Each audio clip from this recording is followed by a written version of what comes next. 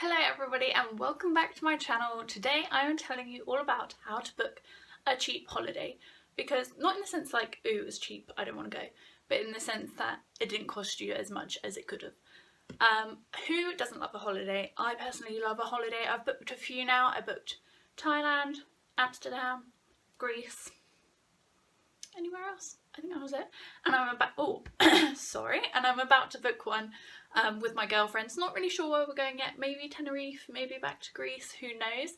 But I've come up, well, it's not like I created them, I'm not a genius, but I've found a few great ways to kind of save a bit of extra money when you're planning a trip, because I know as a student, like, it's not the cheapest thing to do, and a lot of students think that they can't go on holidays, which I think is so sad, because like, you really grow from holidays, like you find out a lot about culture and stuff. So I think it's definitely worth doing even if you don't have that much money, because you can still do it even if you don't have that much money. I could literally talk about this topic all day, but I'll try not to bore you too much. I'll try to get through it quite quickly and hopefully you'll learn stuff along the way. If you are new here, please subscribe and hit the thumbs up to see what goodies I have in store for you. So my first tip is location. Obviously the location you choose for your holiday is going to have a big impact on how much the overall cost is. For example, going to Tenerife is probably going to be a lot cheaper than going to Dubai. Easily said, like that is a fact. But in the same sense that going to a certain part in Tenerife might be slightly cheaper than going to a different part in Tenerife. For example, like, I can't say it, Playa de Americas? I don't know.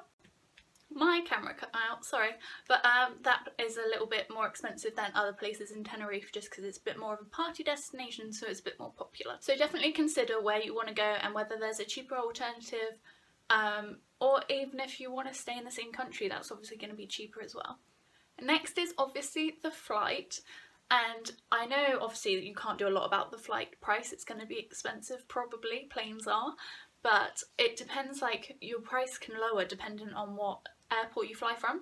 So for example, I live in Bournemouth, so if I flew from Bournemouth airport to Mallorca, they only have a flight to Mallorca once a week, so I don't have a lot of flexibility and it is quite pricey, whereas London Gatwick airport have flights to Mallorca probably like every 2 hours or something ridiculous, and so it's a lot cheaper. A great website I found is Skyscanner, I'll link it down below, and it will show you like how expensive all of the different flight brands, flight airways are, and then you can choose the cheapest one, and it also gives you an option to look at like the airport by month, and you can see like which days are cheaper to fly on, because sometimes like you move it one day forward and it's like £50 cheaper, so maybe that would be a good benefit. I would definitely say book the flight before the hotel. Do not book the hotel first and then book the flight, because you might find out that sure, the hotel is like the same price as it would be a next day, but your flights are way more expensive. That obviously brings me on to accommodation. You want to book cheap accommodation, so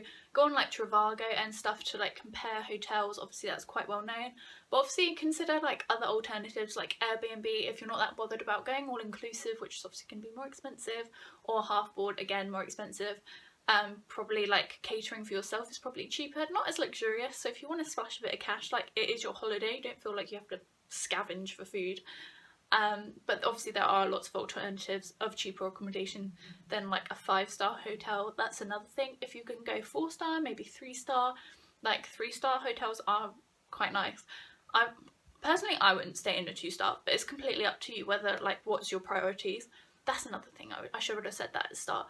Sort out like what your must-haves for the holiday, and don't like settle or compromise on those, because it's still a holiday, like it's still going to cost a lot of money.